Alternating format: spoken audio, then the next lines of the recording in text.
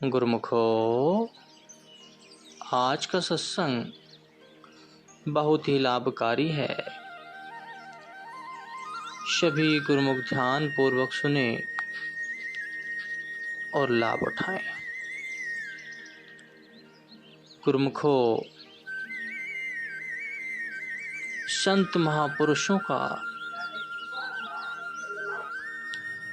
अवतरण इस धरती पर मनुष्य के कल्याण के लिए हुआ है। जो मनुष्य इस संसार में सफलता पाना चाहता है, वो संतों के चरण शरण में जाकर ही प्राप्त हो सकती है। गुरुमुखो, मनुष्य इस धरा पर अपने जन्म को सकारत करने के लिए, सुधार करने के लिए आया है, ना कि इस संसार की माया की चकाचौंध में घिर जाने के लिए आया है। मनुष्य इस संसार में आकर ये भूल गया है कि परमात्मा ने इस जन्म को किस लिए प्रदान किया है।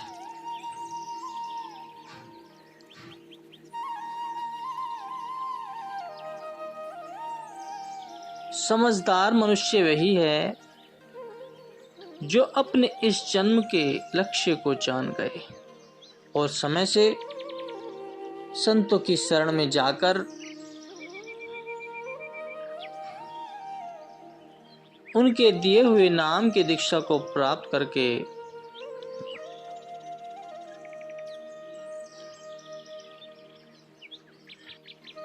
उनके वचनों पर अमल करते, उनके बताए हुए रास्तों पर कार्य करते। जो उनके बताए हुए रास्तों पर कार्य करते हैं, वचनों पर अमल करते हैं, उनका ही जीवन सफल हो जाता है। कहते हैं कि मन मुरीद संसार है, गुरु मुरीद कोई साध। जो माने गुरु वचन को, ताका मता अगाध। अज्ञान नाम अंधकार का है।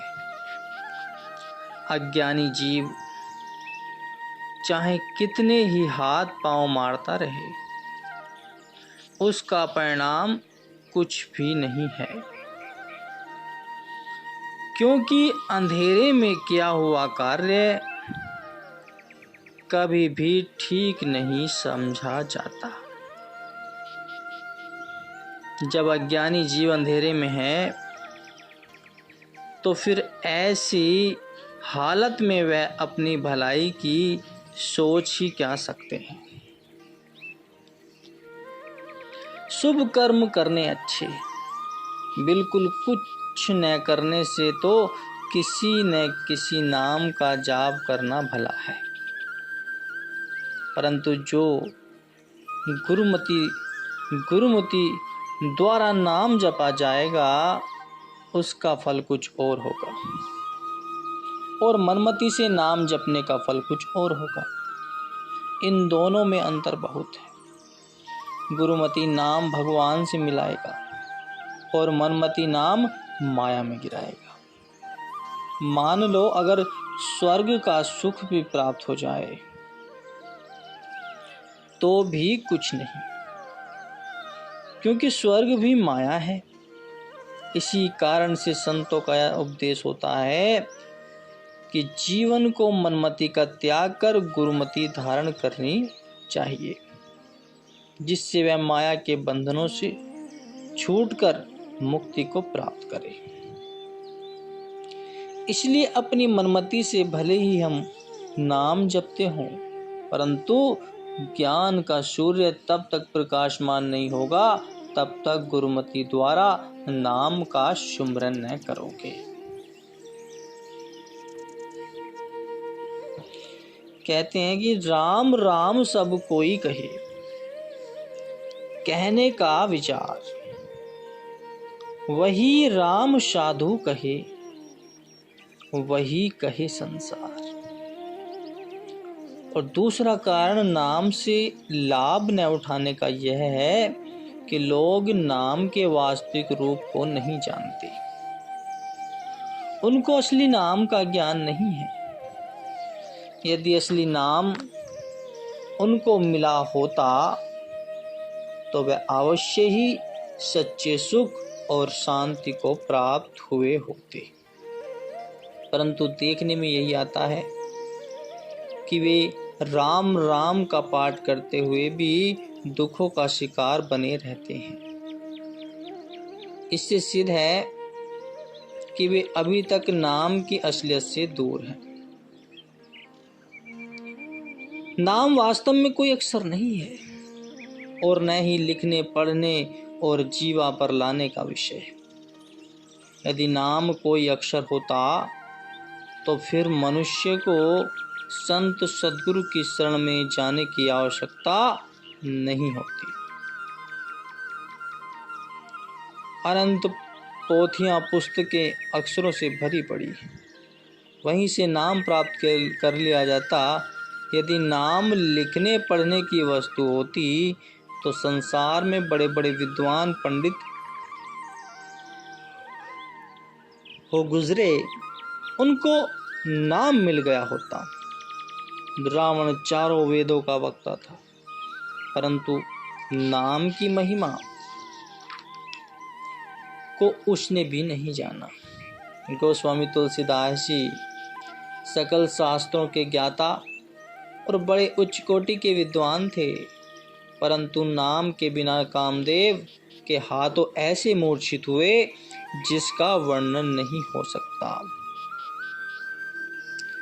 विद्या ने कुछ भी सहायता वहाँ न की, किंतु जब गुरु का मिलाप हुआ तो असली नाम की खबर पड़ी।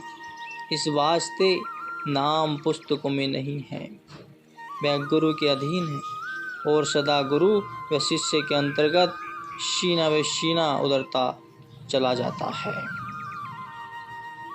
बिनु सतगुरु हरि नाम न लभई, लख कोटि कर्म कमाऊं। कि ये जितने भी शास्त्र और ग्रंथ हैं, इन सब का कर्ता मनुष्य है। ये मनुष्य के बनाए बने हैं और मनुष्य के बुलाए बोलते हैं, परंतु जिसके बुलाए मनुष्य बोलता है वह क्या वस्तु है? वही नाम है और उसी नाम की महिमा करते करते ग्रंथ और शास्त्र हार गए, परंतु पार उसका फिर भी नहीं पा सके। जाति नाम किसी का बनाया हुआ नहीं है, वह कुदरती वस्तु है, बल्कि कुदरत की भी जान है और कुल रचना का कर्ता धर्ता है। अनंत खंड ब्रह्मांड, आकाश पाताल, पूरियां और भवन अथवा तमाम लोगों की रचना का आधार है। ये सब जीव जंतु पशु पक्षी मनुष्य और देवता आदि उसी के आश्रय चलते फिरते दिखाई देते हैं, क्योंकि यह नाम सब जानदारों की जान और सबके प्राणों की प्राण है। जब नाम खंडों ब्रह्मांडों और उनमें बसने वाले संपूर्ण जीव जंतुओं को भी शक्ति बख्शने वाला है और सब प्राणी उसके आधार पर चलते फिरते खाते पीते बोलते चालते और सब कार्य करते दिखाई देते, तो फिर वह कलम दबात कागज और अक्षरों या जीवा के अधीन कैसे हो सकता है? जाति और सिफाती में बड़ा अंतर है। आमतौर पर संसार में जहाँ कहीं भी नाम का सिलसिला दृष्टि में आता है वहाँ यही कुछ है कि जीवा हिली तो नाम भी हिला। जीवा चली तो नाम चला। अगर किसी समय जीवा और हाथों में हिलने जुलने की शक्ति नहीं रही तो नाम का सिलसिला भी समाप्त हुआ। अब आप सोच सकते हैं कि यह नाम अंत समय तक जीवा आदि सब इंद्रियां शिथिल हो जाती हैं, कहाँ तक सहायता कर सकता है। सद्गुरु ऐसा कीजिए, पड़े निशानी चोट, सिमरन ऐसा कीजिए, जीवा हिले न होठ। कि जीवा द्वारा जो कुछ भी बोला जाता है या बोला गया है, इसमें सब ग्रंथों शास्त्रों का सिलसिला आ गया है। यह सब उस नाम की एक कड़ी की उत्पत्ति है। नाम अखुट भंडार है और अथाह समुद्र है, जिसका कोई पारावार नहीं है। उस अथाह सिंधु की एक बूंद ने जब जीवा पर आकर उसको हरकत दी तो यह पढ़ने लिखने का सिलसिला प्रकट हो गया। ग्रंथ और शास्त्र रचे गए। अब विचार करना चाहिए कि वह नाम क्या वस्तु है और ग्रंथों शास्त्रों अथवा जाति नाम के बीच कितना अंतर है। कहा जाता है कि जिस साधु या संत ने ग्रंथों का स्वाध्ययन नहीं किया वह संत कैसा। लोगों के विचार में शायद साधु या संत उसको समझा जाता है जो बहुत से ग्रंथ पढ़ा हो। इस हिसाब से तो संतों को बनाने वाला शास्त्र हुआ कि जो शास्त्रों को पढ़ ले वह साधु और जो न पढ़े वह साधु नहीं है। अगर यह ख्याल ठीक है तो फिर सवाल उठता है कि शास्त्र कहाँ से आए हैं, उनको किसने बनाया है। यह भी तो आखिर संतों के ही बनाए हुए हैं। जिस विद्या के बल से संतों ने विद्या रची है वह क्या है, वही नाम है। और उसी नाम का आधार लेकर संत विचरते। वे दृष्टमान विद्या के अधीन नहीं होते, बल्कि उनका वचन ही असल विद्या होता है। और जो वह फरमाते कहते हैं वही ग्रंथ और शास्त्र बन जाते हैं। अब सोचने वाले सोच सकते हैं कि जाति नाम और सिफाती नाम की हैसियत में कितना अंतर है। श्री बाबा नानक देव जी महाराज जब बालपन के समय में माता पिता के कहने पर विद्या पढ़ने के लिए पाठशाला भेजे गए तो पांधे ने पट्टी लिखकर पढ़ने को तो दी, परंतु आपने साफ इनकार कर दिया। कि पांधे ने पूछा, नानक और लड़कों को तो मैं जो कुछ भी लिखा देता हूँ वे मेरी शिक्षा के अनुसार उसे पढ़ते हैं, तू क्यों नहीं पढ़ता। तो आपने फरमाया कि मैं झूठे कागज पर झूठी स्याही से लिखी हुई पट्टी नहीं पढ़ूंगा। तो अध्यापक हैरान हुआ कि अनोखा बालक है। पूछा, तू कौन सी पट्टी पढ़ेगा। तो आपने उत्तर दिया,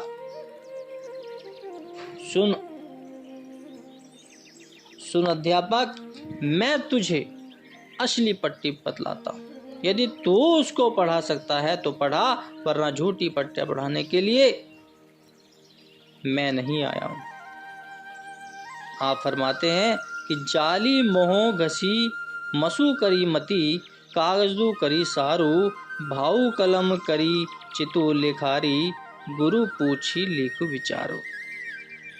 कि मोहजाल को घिस कर उसकी स्याही तैयार कर, मति अर्थात बुद्धि रूपी कागज बना, भाव अर्थात प्रेम की कलम से चित्त लेखारी बने, परंतु बुद्धि रूपी कागज पर प्रेम की कलम से चित्त लिखे क्या, जो गुरु आज्ञा दे। भाव यह है कि अध्यापक मनमति को त्याग कर गुरुमति को धारण कर, यही असली विद्या है और मैं इसी गुरुमति विद्या को विद्यार्थी कहता हूँ। इससे सिद्ध होता है कि बाबा नानक जी महाराज ने इस संसार विद्या की कोई खास आवश्यकता नहीं समझी और न ही इसको अंगीकार किया, और करते ही क्यों। वह आत्मिक अर्थात ब्रह्म विद्या के मालिक थे और जीवों को ब्रह्म विद्या का दान देने आए थे, तो उन्हें बाहर की विद्या की आवश्यकता ही क्या थी। ऐसे ही यही महापुरुष मनुष्य को जताते हैं कि शास्त्र पढ़ने से लाभ नहीं होगा, संतों के दिए हुए नाम को प्राप्त करके उसको भजें, उसका सुमिरन करें, तभी कल्याण होगा। बोलो जयकारा, बोल मेरे श्री गुरु महाराज जी की जय।